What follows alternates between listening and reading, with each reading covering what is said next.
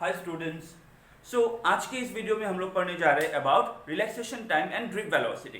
Now before we understand what is drift velocity, हम लोग को मालूम है मेटल्स जो होता है, मेटल्स में करंट कौन कैरी करता है? Negatively charge electrons. And metals में current negatively charge electrons carry करता है। ये एक्सपेरिमेंटली कंफर्म कब हुआ था? In the year 1917। और किसने इसको कंफर्म किया था एक्सपेरिमेंटली? दो American physicist name Tolman and Stewart. मैं यहाँ पे इलेक्ट्रॉन डिस्कवरी का बात नहीं कर रहा हूं, मैं बोल रहा हूं मेटल्स में नेगेटिवली चार्ज इलेक्ट्रॉन्स करंट को कैरी करता है। ये एक्सपेरिमेंटली कंफर्म कब हुआ था और किसने किया था? ठीक है।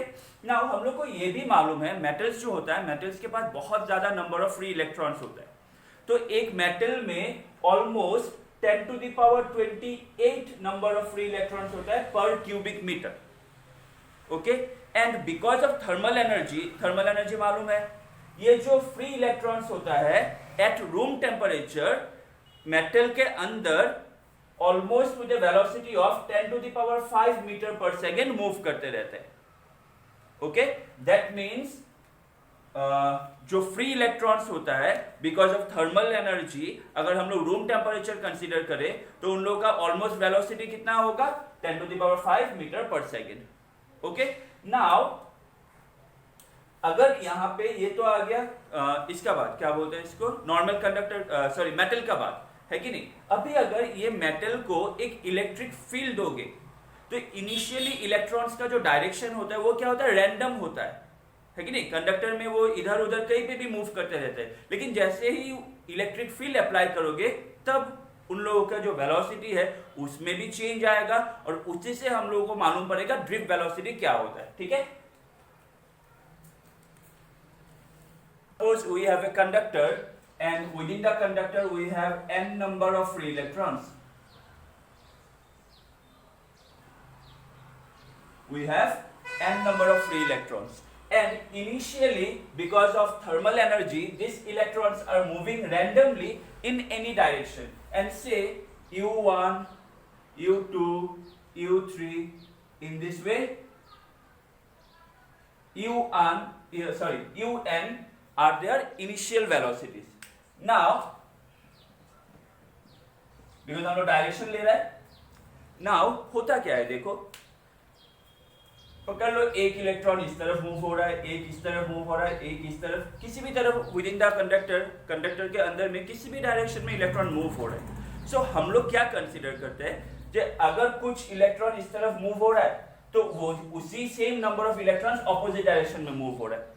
अगर कुछ इलेक्ट्रॉन इस डायरेक्शन में मूव हो रहा है तो same opposite number of electron इस डायरेक्शन में मूव हो रहा है।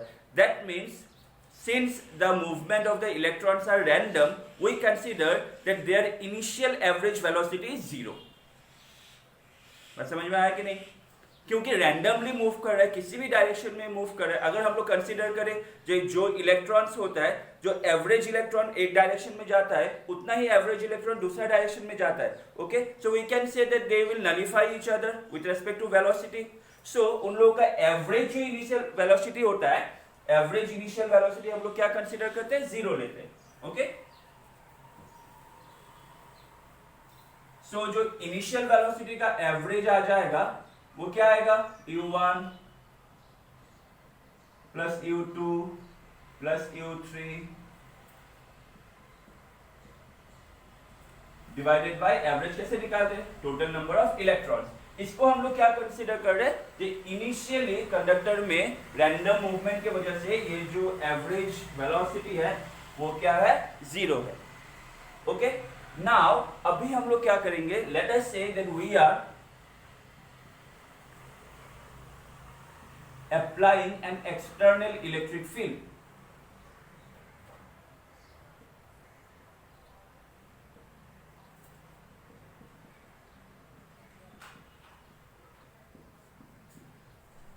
बात समझना। हाँ, अभी हम लोग क्या कर रहे हैं, कंडक्टर को एक एक्सटर्नल इलेक्ट्रिक फील्ड दे रहे हैं। ओके, एक एक्सटर्नल इलेक्ट्रिक फील्ड E।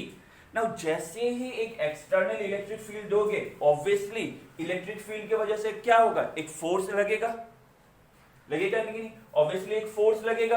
ये जो फोर्स लगेगा बिकॉज ऑफ इलेक्ट्रिक फील्ड, इसका फॉर्मूला क्या था? F इक्वल टू क्यू ई।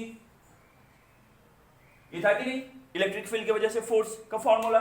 सो जैसे ही कंडक्टर को एक एक्सटर्नल इलेक्ट्रिक फील्ड दोगे तो उसके वजह से जो इलेक्ट्रॉन्स है, जो फ्री इलेक्ट्रॉन्स है, उन पे एक फोर्स लगेगा। और हम लोग को मालूम है पॉजिटिव चार्ज में in the direction of field force लगता है और नेगेटिव चार्ज में opposite to the direction of field. So ये जो इलेक्ट्रॉन है इन लोगों पे क्या होगा, नॉट लोगों पे, सॉरी, इन इलेक्ट्रॉन्स पे क्या होगा, opposite to the direction of electric field एक फोर्स लगेगा। सो हम लोगों ने एक कंडक्टर लिया जिसमें बहुत सारा नंबर ऑफ फ्री इलेक्ट्रॉन्स है। वो कंडक्टर को जैसे ही एक एक्सटर्नल इलेक्ट्रिक फील्ड अप्लाई करोगे तो वो इलेक्ट्रिक फील्ड के वजह से इलेक्ट्रॉन्स पे एक फोर्स लगेगा। वो फोर्स कितना लगेगा, QE, और वो फोर्स के वजह से इलेक्ट्रॉन्स जो है opposite to the direction of electric field flow होना शुरू हो जाएगा। नाउ यहाँ पे Q क्या है, charge. What is the charge of an electron? Can I say the charge of an electron -E। ये हो गया ना। बात समझो, जैसे ही इलेक्ट्रॉन्स ऑपोजिट डायरेक्शन में फ्लो होना शुरू होगा या मूव होना शुरू होगा, ऑब्वियसली वो लोग क्या करेगा, एक एक्सीलरेशन गेन करेगा, है कि नहीं। तो यहाँ पे F की जगह मैं ये लिख देता हूँ ma। m क्या हो गया, mass of the electron, a क्या हो गया, acceleration gain by the electron. So यहाँ पे हम लोग को क्या मिल गया, -e। तो देयरफॉर जो इलेक्ट्रॉन होगा उसमें कितना एक्सीलरेशन गेन होगा, मैं इंडिविजुअल इलेक्ट्रॉन का बात करूं तो -e by m, where what is m? m is the mass of electron.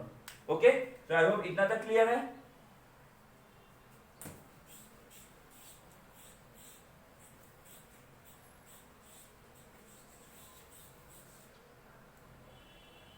Okay, so conductor randomly electron move कर रहा है, इलेक्ट्रिक फील्ड दिया, ऑपोजिट डायरेक्शन में मूव करना शुरू कर दिया। इनिशियल एवरेज वेलोसिटी कितना लिया हम लोगों ने, 0, because of random movement. Now जैसे ही सब electrons opposite to electric field move करना शुरू करेगा, ऑब्वियसली उन लोगों के पास कुछ वेलोसिटी आ जाएगा, आएगा कि नहीं। ऑब्वियसली एक्सेलरेशन हो रहा है तो वेलोसिटी तो आएगा ही ना। U हो गया इनिशियल वेलोसिटी। अभी इलेक्ट्रिक फील्ड के फोर्स की वजह से उन लोगों का वेलोसिटी चेंज होगा, उसको हम लोग क्या लेंगे, फाइनल वेलोसिटी। सो हम लोगों के पास एक फॉर्मूला था ना, v = u + at, है कि नहीं, क्लास 11 में मिला था। तो इसी फॉर्मूला से हम लोग क्या कर सकते हैं, final velocity of the electrons निकाल सकते हैं। सो मैंने final velocity of the electron v1 ले लिया, u1 + a। यहाँ पे t की जगह में एक सिंबल यूज कर रहा हूं, ठीक है, टाउ का, ये t के बराबर है, ठीक है। इसी को हम लोग बोलते हैं रिलैक्सेशन टाइम। ये मैं आगे समझा रहा हूं क्या होता है। तो ये हो गया v1 = u1 + a t1, क्योंकि एक्सेलरेशन हर इलेक्ट्रॉन का हम लोग सेम कंसीडर कर रहे हैं, तो यहाँ पे τ1। सो v2 = u2 + τ2। इस तरह vn कितना आएगा, u + τn। ये सुनो, सो अगर ये जो फाइनल वेलोसिटी ऑफ इलेक्ट्रॉन्स है after the application of electric field, इसका अगर हम लोग एवरेज ले ले तो इसी एवरेज वेलोसिटी को हम लोग क्या बोलते हैं, drift velocity.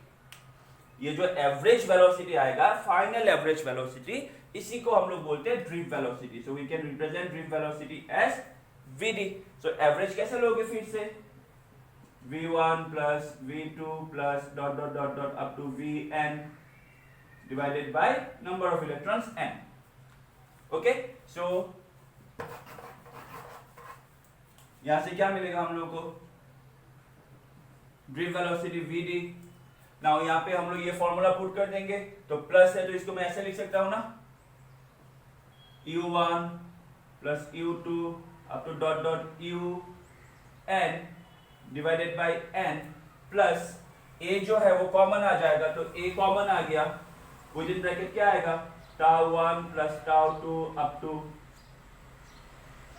τn divided by n, ये आएगा फॉर्मूला। सो ये जो था एवरेज इनिशियल वेलोसिटी, ये हम लोगों ने कितना लिया था, ऑब्वियसली 0 लिया था। तो ये vd ये क्या आ गया, 0 प्लस a, और ये जो दे रहा है ये क्या दे रहा है, एवरेज टाइम। ये सुनो, अगर सब टाइम का हम लोग सम निकाल के up to n divided by number of electrons कर रहे हैं, तो ये क्या दे रहा है, average time. What average time, average time between two successive collisions. Okay, मैं समझा रहा हूं। तो ये हो गया, इसको मैंने लिख दिया tau average. So therefore drift velocity का फॉर्मूला मुझको क्या मिला,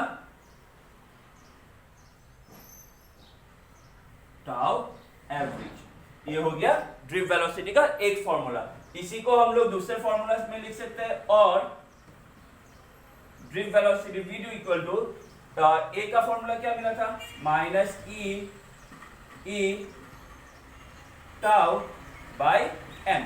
सो ये हो गया ड्रिफ्ट वेलोसिटी का दूसरा फॉर्मूला। सो ये एक फॉर्मूला, ये एक फॉर्मूला, ये हो गया ड्रिफ्ट वेलोसिटी का फॉर्मूला। यहाँ पे ये जो टाउ है, ये टाउ क्या देता है, ये दे रहा है रिलैक्सेशन टाइम।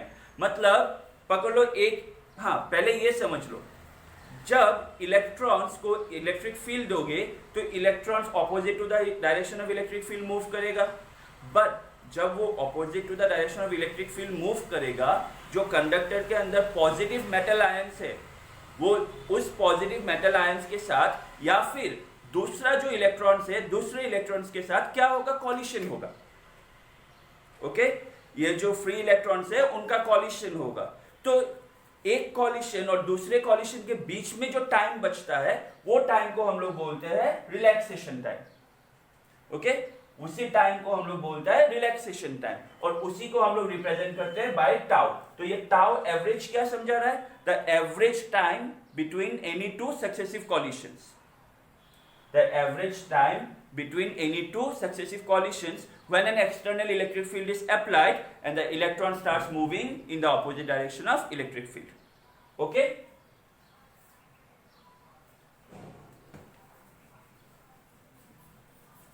Now इसमें जो मेन कंसीडर करने वाला बात है, इसमें जो मेन कंसीडर करने वाला बात है वो ये है, देखो एक्सीलरेशन तो होगा, एक्सीलरेशन हम लोग कंसीडर कर सकते हैं with respect to individual electron, जो हर एक फ्री इलेक्ट्रॉन का कुछ एक्सीलरेशन होगा।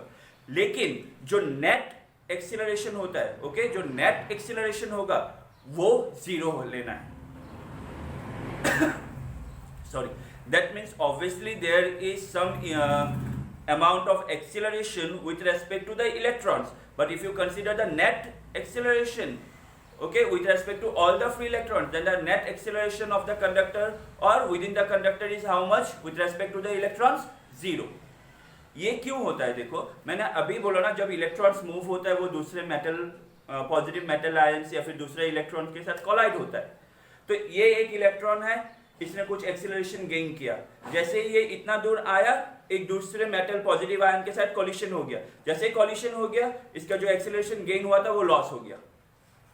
फिर इलेक्ट्रिक फील्ड की वजह से ये कॉलिशन के बाद फिर मूव किया, फिर किसी दूसरे के साथ कॉलिशन हुआ, फिर इसने जो एक्सीलरेशन गेन किया था वो फिर से लॉस हो गया। ओके, तो क्योंकि जो एक्सीलरेशन गेन होता है वो दूसरे कॉलिशन में, नेक्स्ट कॉलिशन में जाके लॉस हो रहा है, तो नेट एक्सीलरेशन हम लोग क्या कंसीडर करते हैं यहाँ पे, जीरो। ये हो गया इसके बिहाइंड का कॉन्सेप्ट। ओके, एंड वेलोसिटी जो है, ये जो फाइनल वेलोसिटी गेन कर रहा है ना, जिसको हम लोगों ने ड्रिफ्ट वेलोसिटी, जो एवरेज फाइनल वेलोसिटी निकाला ड्रिफ्ट वेलोसिटी, वो जो ड्रिफ्ट वेलोसिटी होता है कांस्टेंट होता है। क्यों, ये भी समझ लो। इलेक्ट्रॉन ने वेलोसिटी गेन किया, जैसे कॉलिशन हुआ क्या हो गया, जीरो हो गया। फिर इसने कुछ एक रैंडम थर्मल वेलोसिटी गेन किया, फिर कॉलिशन हुआ, फिर जीरो हो गया। फिर इसने कुछ वेलोसिटी गेन किया, फिर कॉलिशन हुआ, फिर जीरो हो गया। तो हर कॉलिशन के बाद जो वेलोसिटी गेन होता है वो लॉस होता है, फिर एक फ्रेश वेलोसिटी के साथ वो स्टार्ट करता है, फिर कॉलिशन के साथ साथ वो जीरो हो जाता है। ठीक है, तो हम लोग ये कंसीडर करते हैं जो वेलोसिटी है, एवरेज वेलोसिटी है, वो क्या होता है with respect to the electron, constant ले लो। मतलब यहां से यहां आया 3 मीटर पर सेकेंड, कॉलिशन हुआ, जीरो हो गया, फिर गेन किया कुछ एक वेलोसिटी, फिर पकड़ो 3.5, फिर जीरो हो गया। तो ऐसा हर एक इलेक्ट्रॉन का हम लोग एक एवरेज निकाल लेते हैं, उसी एवरेज वेलोसिटी को हम लोग कांस्टेंट पकड़ते हैं, और उसी एवरेज वेलोसिटी को हम लोग क्या बोलते हैं, drift velocity. Okay, I hope अभी तक क्लियर है। So how can we define drift velocity?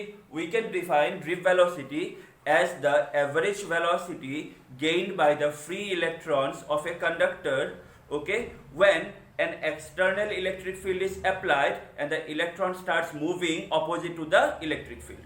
Okay, the average final velocity gained by the free electrons of a conductor when they are moving opposite to the direction of externally applied electric field. इसी को हम लोग क्या बोलते हैं? Drift velocity.